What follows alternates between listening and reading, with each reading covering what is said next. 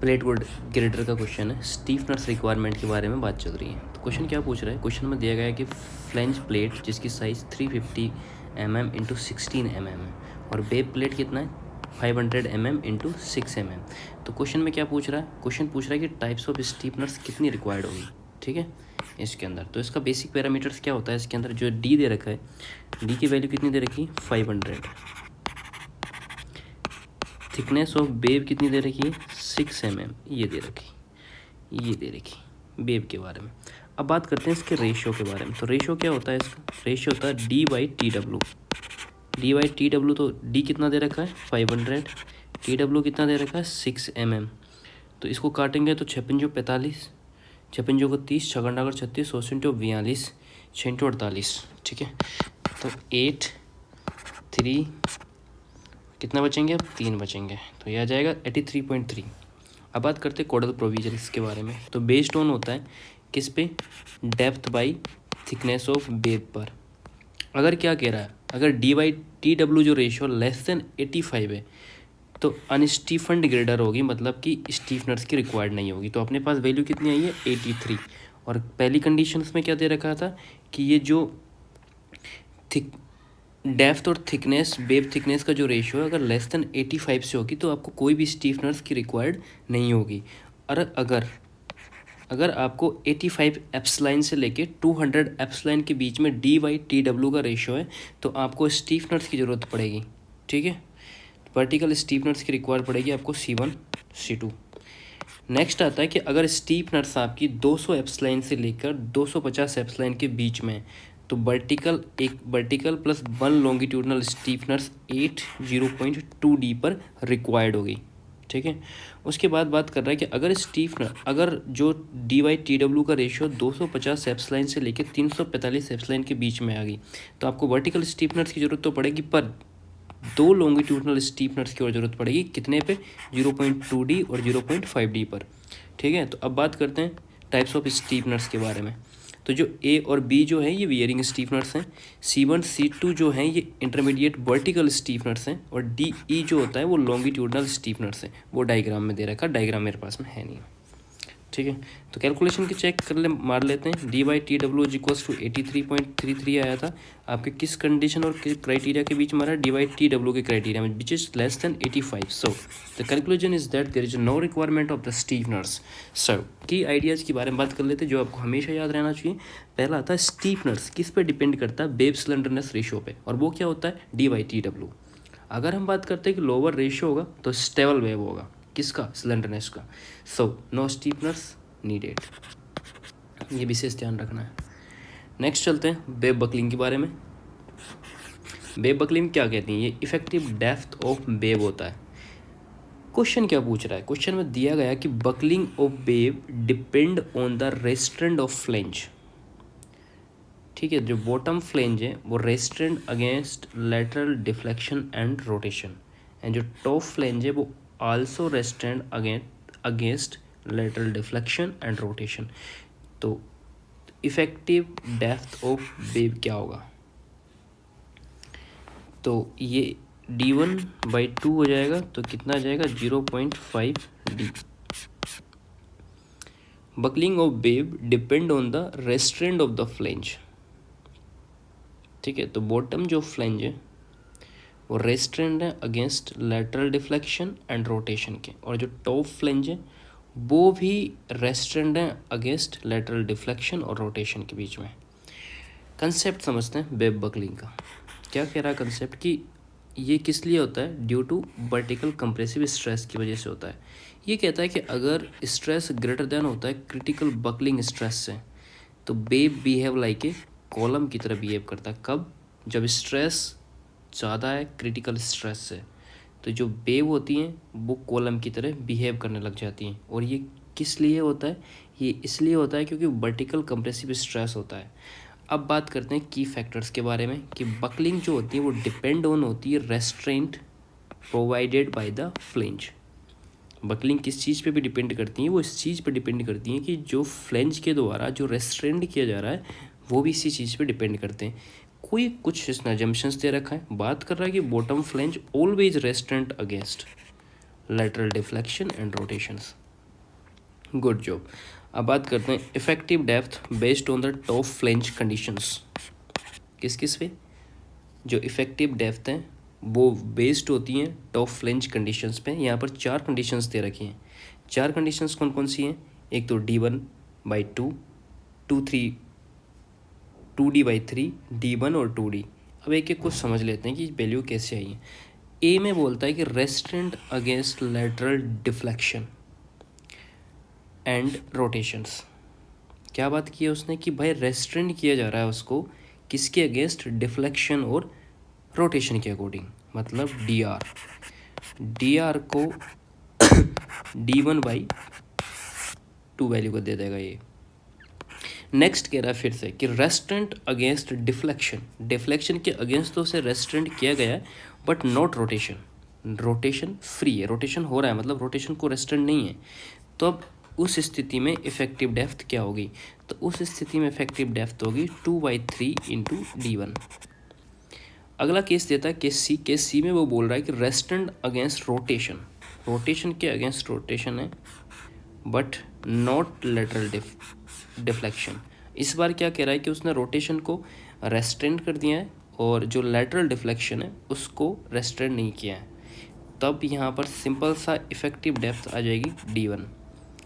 अब बात करता है कि next case not restaurant against both, like ना तो डिफ्लेक्शन ना ही रोटेशन, दोनों ही रेस्ट्रेंट नहीं है। तो ऐसी स्थिति में 2D1 आ जाएगा। ठीक है, अब यहाँ पे कुछ केस मैच कर लेते हैं अपन लोग। केस मैच में क्या देखेंगे कि टॉप फ्लेंज रेस्ट्रेंट अगेंस्ट क्या होता है? लेटरल डिफ्लेक्शन और रोटेशन, मतलब दोनों ही। तो इसमें कौन सा केस यूज हो रहा है? पहला यूज हो रहा है, मतलब कि इफेक्टिव डेप्थ कितनी हो जाएगी? D1/2 = 0.5D आ जाएगा। यहाँ कुछ एक मैकेनिज्म दिया है इसने, बोल रहा है कि अगर मोर रेस्ट्रेंट होगा तो इफेक्टिव डेप्थ लेस होगी। ठीक है, और अगर फुल्ली रेस्ट्रेंट है तो मिनिमम डेप्थ कितनी होगी? 0.5D। इस बात का विशेष ध्यान रखना। आगे चलते हैं प्लेट ग्रेडर के बारे में। प्लेट ग्रेडर क्या कह रहा है? प्लेट ग्रेडर बोलता है कि flange area neglecting web movement. इस सेंटेंस को डिस्कस कर लेते हैं। क्वेश्चन में क्या पूछा है? क्वेश्चन में मूवमेंट दे दिया आपको 2500 किलो न्यूटन मीटर का, और जो डेप्थ ऑफ वेब मतलब DW जो दी है आपको 1 मीटर दी गई है, और neglect moment capacity of wave. तो क्वेश्चन पूछ रहा है कि एरिया ऑफ फ्लेंज रिक्वायर्ड कितना होगा? AF, एरिया ऑफ फ्लेंज के बारे में पूछा है। एरिया ऑफ फ्लेंज का फॉर्मूला क्या होता है? एरिया ऑफ फ्लेंज का फॉर्मूला होता है M × Γ/m0 / Fy × DW। अब ये फॉर्मूला तुमको याद कैसे रखना? मज़ेदार बात है, बिल्कुल सटाक से। देखो क्या होता है, कभी कभी हम प्लेट ग्रेडर बनाने जा रहे हैं, ऐसे समझते हैं इस बात को। ठीक है, समझ लिया। अब जहाँ पर अपन को क्या निकालना? फ्लेंज एरिया निकालना है।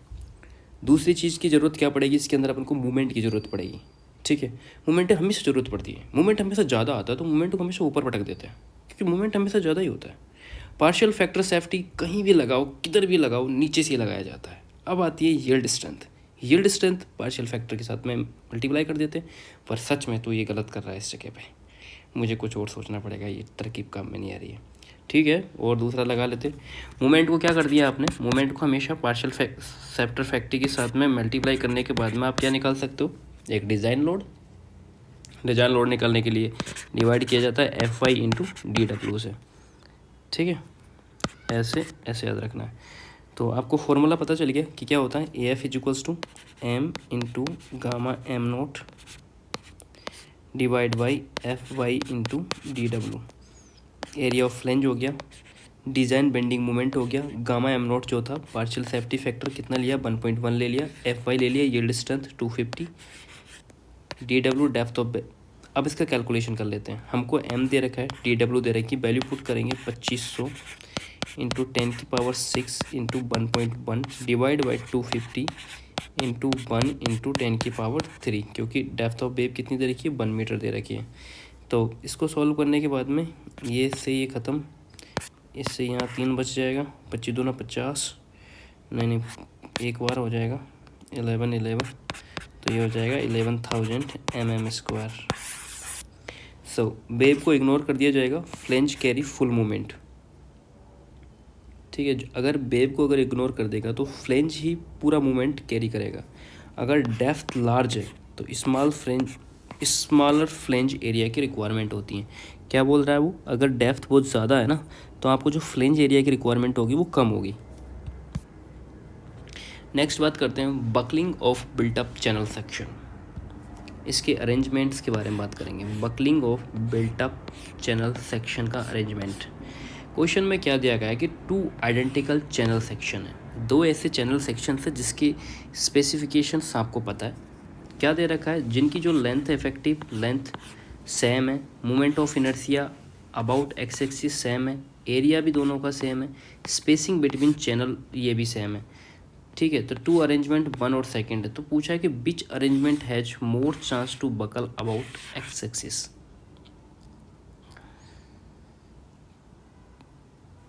तो इसमें लिखा है आंसर में कि arrangement 1 has more chances of buckling arrangement 2। देख लेते हैं कैसे। जो बकलिंग डिपेंड करती हैं वो डिपेंड करती है किस पे, रेडियस ऑफ गायरेशंस पे। तो स्लेंडरनेस रेशियो क्या होता है, एस आर जो होता है वो डायरेक्टली प्रोपोर्शनल होता है 1/r के। अगर आर हायर है तो स्लेंडरनेस रेशियो लोअर होगा और लेस बकलिंग होगी। अगर लोअर आर है तो स्लेंडरनेस रेशियो क्या होगा, हाई होगा, और उससे क्या होगी, बकलिंग ज़्यादा होगी। तो अरेंजमेंट 1 के बारे में बात करते हैं, मूवमेंट 1 के बारे में। तो आई बराबर हो जाता है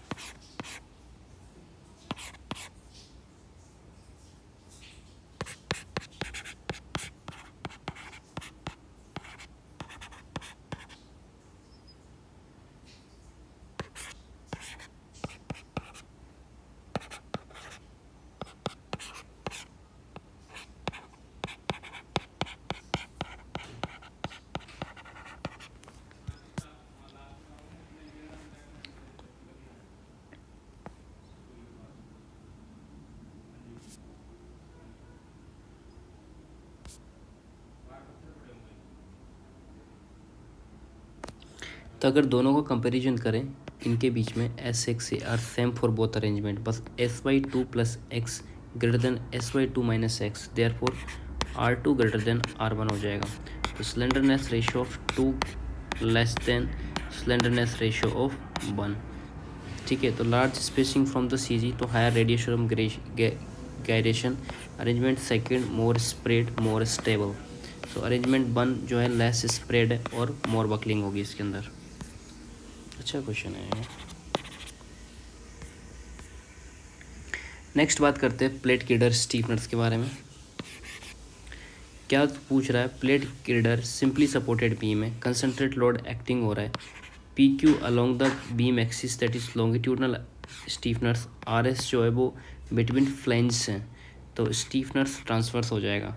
तो विच स्टेटमेंट इज ट्रू, तो RS help prevent local buckling of wave and PQ should be placed on compression side. दोनों ही सही है। इंटरमीडिएट ट्रांसफर्स स्टीफनर्स के बारे में बात करते हैं। इनको वर्टिकल स्टीफनर्स भी बोला जाता है। इनका फंक्शनल होता है इंटरमीडिएट ट्रांसवर्स स्टीफनर्स का। ये करते हैं, प्रोवाइड करते हैं lateral stiffeners, increase buckling resistance of web due to shear, prevent local buckling of web. क्या क्या करते हैं, ये प्रोवाइड करते हैं लेटरल स्टीफनेस, इंक्रीज करते हैं buckling resistance of web due to shear, और प्रिवेंट करते हैं लोकल बकलिंग ऑफ वेव। तो की पॉइंट क्या हो जाएगा, must resist share transmitted by the wave. ये क्या करता है, मस्ट रजिस्ट करता है share transmitted by the wave. उसके बाद में आता है इंटरमीडिएट लॉन्गिट्यूडनल स्टीफनर्स। इनको हॉरिजॉन्टल स्टीफनर्स भी बोला जाता है। इनके फंक्शंस क्या है, ये इंक्रीज करता है बकलिंग रेजिस्टेंस अंडर वेंडिंग। क्या इंक्रीज करता है, ये बकलिंग रेजिस्टेंस अंडर बेंडिंग, सो मोर इफेक्टिव देन ट्रांसवर्स स्टीफनर्स इन बेंडिंग केस। बेंडिंग केस के अंदर मोर इफेक्टिव होते हैं देन ट्रांसवर्स स्टीफनर से, और इंक्रीज करते हैं बकलिंग रेजिस्टेंस अंडर बेंडिंग।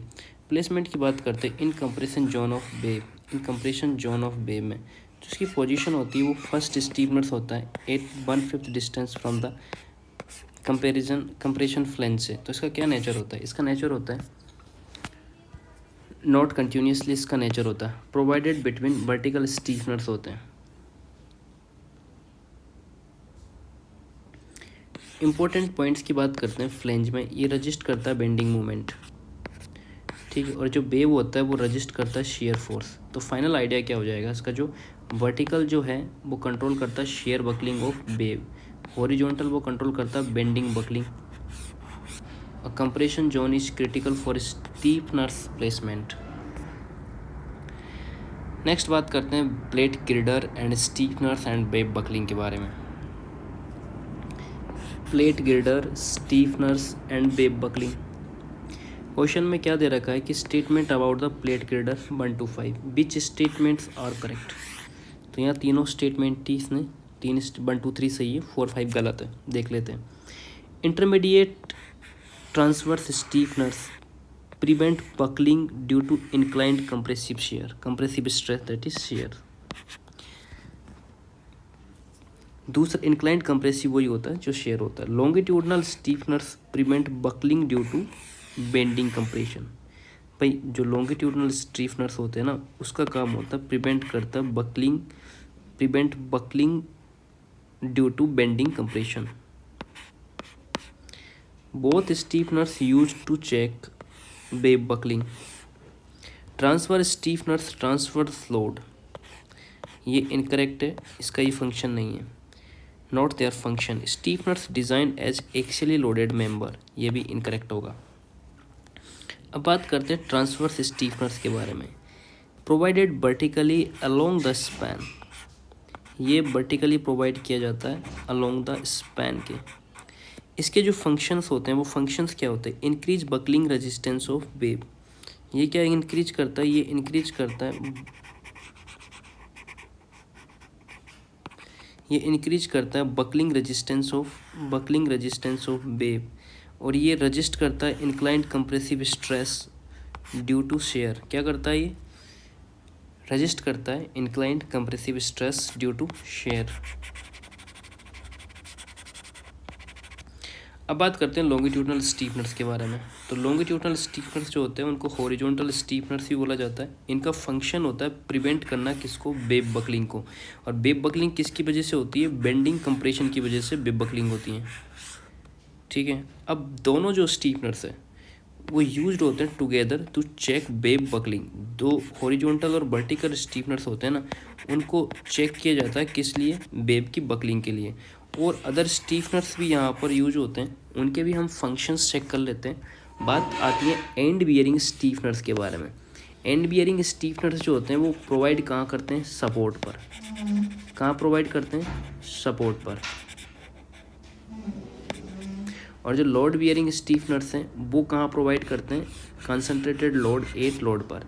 अब बात करते हैं इंपॉर्टेंट क्राइटेरियाज के बारे में, है ना, जो वेव सिलेंडर के बारे में देखे जाता है। जैसे देखो मैं यहाँ पे लिखता हूँ, पहले भी हमने पढ़ा था कि अगर D/TW रेशियो जो है वो लेस देन है 67 एप्सिलॉन्स के। पहले यार अलग दिया था उसने,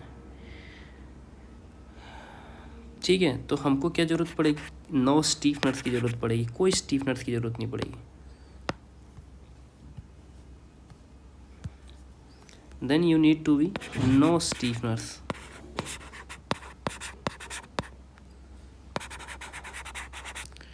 No stiffness required। नेक्स्ट बात आता है, अगर स्टीफनर्स 85 एप्सिलॉन से ज़्यादा D/TW is less then 200 epsilon है तो वर्टिकल स्टीफनर्स में बी प्रोवाइडेड।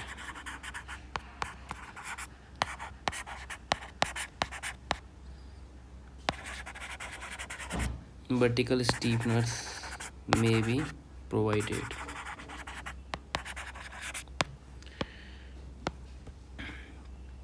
नेक्स्ट आता है 200 एप्सिलॉन से ज़्यादा, डी बाई टी डब्ल्यू किससे कम, 250 एप्सिलॉन से। तो इस स्थिति में क्या किया जाता है, एक वर्टिकल स्टीफनर प्लस 1 लॉन्गिट्यूडनल,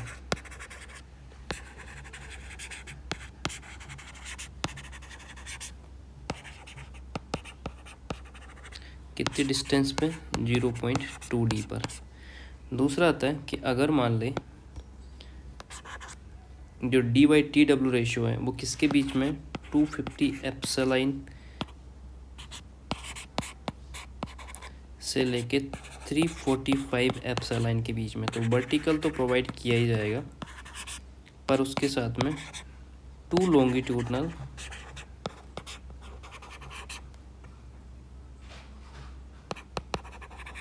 स्टीफनर्स भी दिए जाएंगे। कहाँ पर, 0.2 एंड 0.5 डी पर। सो जो शेयर होता है, शेयर का क्या काम होता है, ये ट्रांसवर्स स्टीफनर्स कंट्रोल करता है, और बेंडिंग का जो काम होता है वो लॉन्गिट्यूडनल स्टीफनर्स कंट्रोल करता है, जो दोनों मिलकर इंश्योर करता है वेव स्टेबिलिटी को।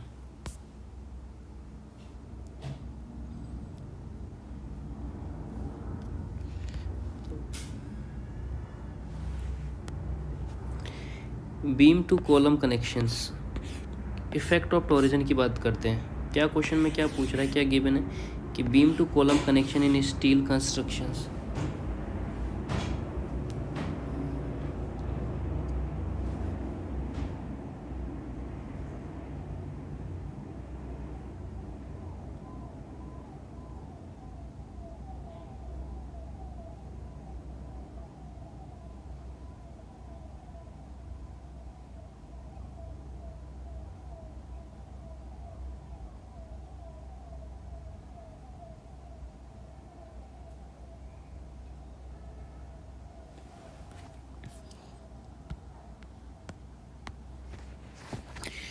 Beam to column connection, effect of torsion. क्या क्वेश्चन में पूछा गया कि beam to column connection in steel construction, torsion is permitted at end no cleat provided, which statement is correct. Effective length of beam increased by the 20%। तो behaviour of connections की बात करते हैं, तो बिहेवियर ऑफ कनेक्शन क्या कहता है कि टॉरिजन इफेक्ट बात करते हैं तो consider as a equivalent shear होता है। उसके बाद जो रिजल्ट आता है, रिजल्ट में क्या है, total design shear stress increase होता है, connection become weaker due to torsion. ठीक है, बिहेवियर ऑफ कनेक्शन की बात करते हैं, टॉरिजन का जो इफेक्ट है कंसिडर एज इक्विवेलेंट शेयर होता है। बेंडिंग स्ट्रेस की बात करें तो no increase in permissible bending stresses. तो बात करते हैं इफेक्ट ऑन इफेक्टिव लेंथ के बारे में। वन एंड कंडीशंस मतलब full fixed against rotation and translation. Other and conditions की बात करें तो पार्शियली रोटेट और ट्विस्टेड ड्यू टू टॉरिजन्स। तो कोड प्रोविजंस क्या कहता है कि इफेक्टिव लेंथ इक्वल्स टू होती है 1.2 इंटू अनसपोर्टेड लेंथ, क्योंकि इंक्रीज की जाती है 20%। तो effective length increase by the 20%। Final idea, torsion allowed करता है कनेक्शन बीकर के अंदर, शेयर डिमांड इंक्रीज करता है, और इफेक्टिव लेंथ जो इंक्रीज करता है 1.2 L करता है। अब बात करते हैं बेब और फ्लेंज स्प्लाइसेस के बारे में। ए दे रखा है flange splice design for the actual bending moment, तो ये सही होगा। Flange splice design for share, bending moment के लिए डिज़ाइन होती हैं, शेयर के लिए होती है। बेब जो स्प्लाइस वो डिज़ाइन फॉर होती हैं शेयर के लिए। Web splice design for bending moment के लिए ये नहीं होती हैं, ये दोनों नहीं आएंगे। Flange splice and web splice दोनों के समझते हैं डिज़ाइन पर्पज। पहली बात करते हैं फ्लेंज स्प्लाइस की location should not be at point of minimum stress, उस जगह पर नहीं होनी चाहिए जिस पॉइंट पे मिनिमम स्ट्रेस हो। जिसकी पोजिशनिंग की बात करें तो centre of gravity of the splice plate equals to होता है centre of gravity of CG of flange to avoid eccentricity. जो पोजीशन होती है ना किसकी, स्प्लाइस प्लेट की, वो इक्वल होती है दोनों की फ्लेंज के लिए। डिज़ाइन क्राइटेरिया, इसको जो डिज़ाइन होता है फॉर एक्चुअल बेंडिंग मोमेंट के लिए डिज़ाइन होता है। जो फ्लेंज प्लेट्स डिज़ाइन किसके लिए होती हैं, एक्चुअल बेंडिंग मोमेंट के लिए डिज़ाइन होती हैं। इसके स्ट्रेंथ की रिक्वायरमेंट्स पढ़ते हैं। यहाँ provide sufficient rivet bolt on each side, rivet और bolt on each side should developed load +5% and minimum strength greater than 50% of effective strength of material.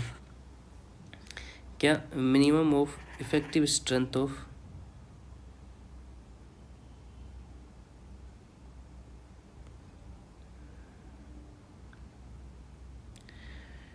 Strength requirement की बात करते हैं तो provide sufficient bolt on each side,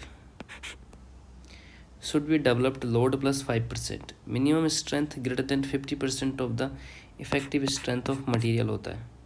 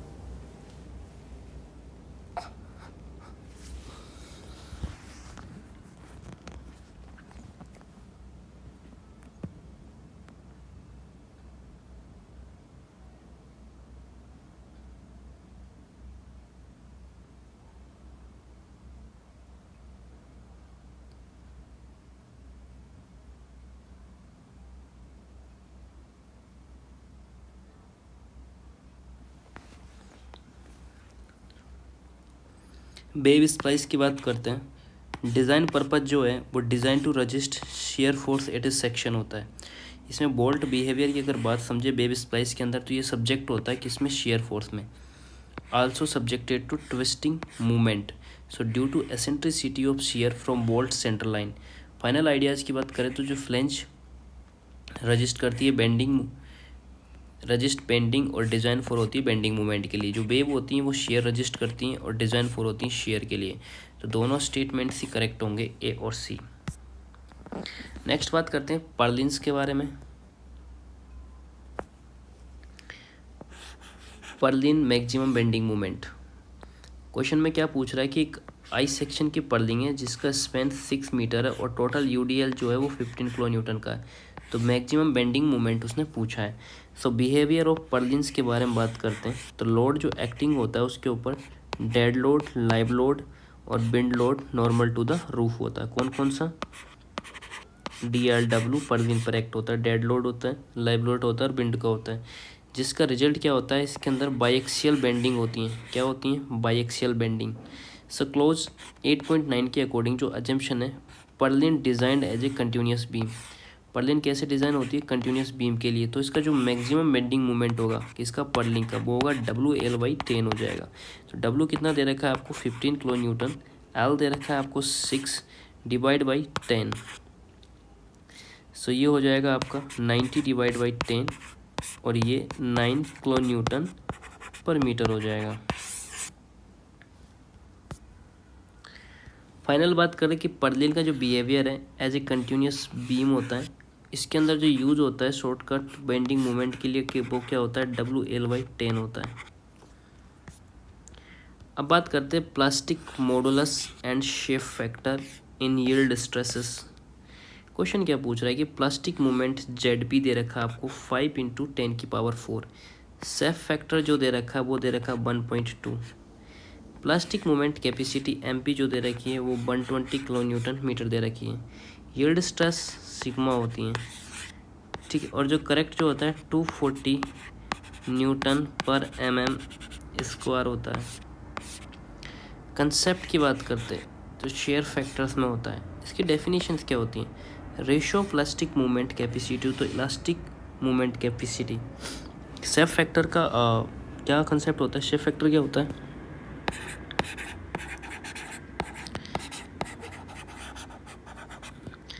shape factor का concept क्या होता है? ये रेशियो होता है plastic movement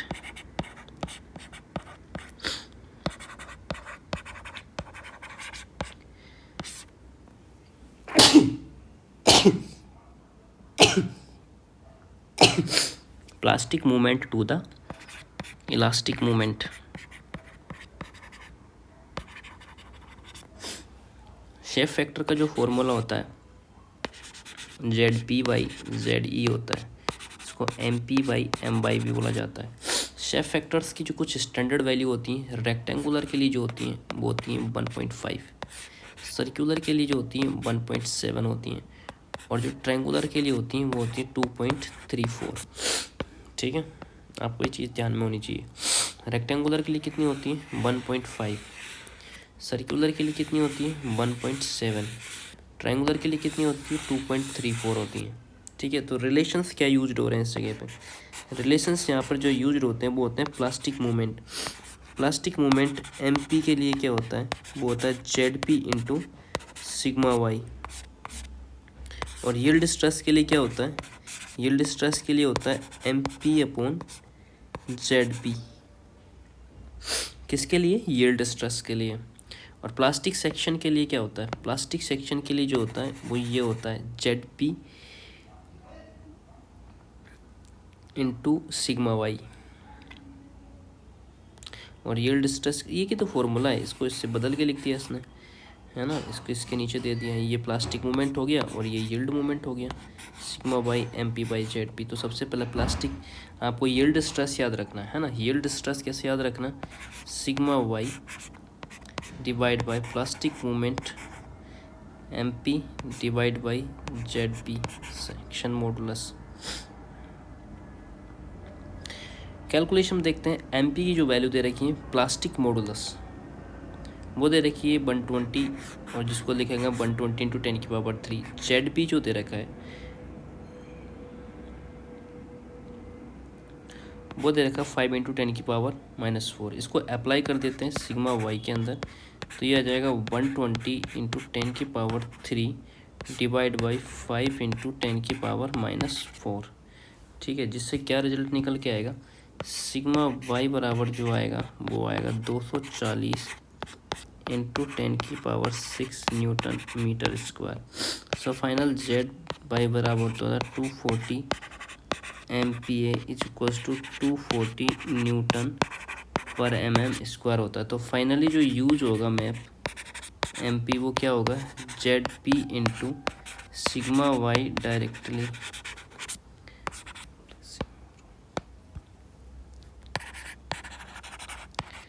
shape factor not needed in calculation। तो जो इसका आंसर जो है वो होता है 240 न्यूटन mm स्क्वायर।